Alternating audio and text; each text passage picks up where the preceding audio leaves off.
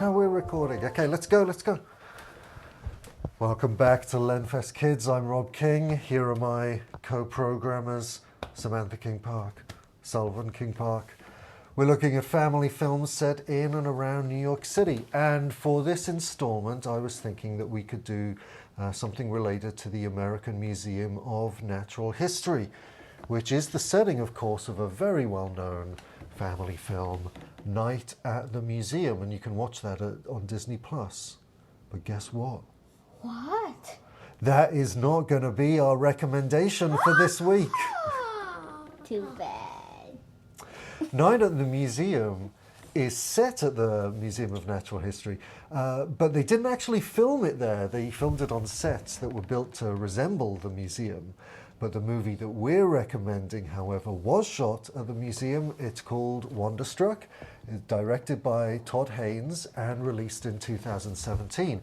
Now, Wonderstruck is based on a book of the same name by Brian Selznick, who was the author also of The Invention of Hugo Cabret, which we've mentioned in Lenfest before because this was the source of one of our recommendations last year, the film Hugo.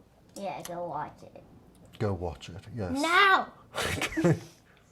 Now, Wonderstruck is a little bit different. It tells a story about two children 50 years apart, and it keeps switching between their lives until we find out towards the end how they're connected to one another. I'm going to say that it may be more suitable for older Lenfest kids, not because of the content, but rather because the story's just a little bit more complicated, wouldn't you say? Mm-hmm. No. No? Okay, well, younger Lenfest kids can watch Night at the Museum, I suppose. Now, there are a number of exhibits in the Natural History Museum that are very important to the plot of Wonderstruck. One of which is, and Sam, you'll like this, being a wolf person, is the wolf diorama in the Hall of North American Mammals. And here you can see the wolf diorama in the original book as well. Another is the Cape York Meteorite, which weighs 34 tons and which features also in the book. Here it is. And I'd actually recommend checking it out even if you've already been to the Natural History Museum because they've remodeled the neighboring Hall of Gems and Minerals with some fun interactive exhibits. And that's only been open about a year or so at this point. Now, everyone knows about the Natural History Museum. I'm going to bet that most Lenfest kids watching now have already been there. At least if they're anything like the two of you, who've probably been there a dozen times. We've been there like 9 times. I don't know, I wouldn't want to count.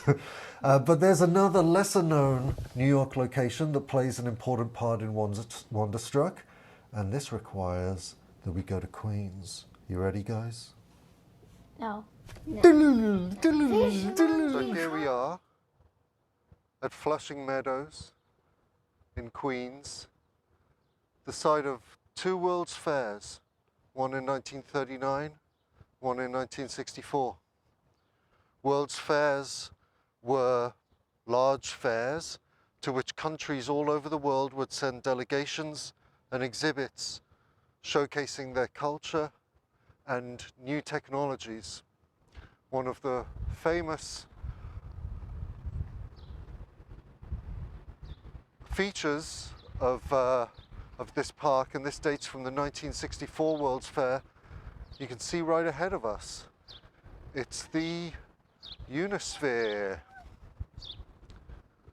Now, the Unisphere was built to celebrate the space age.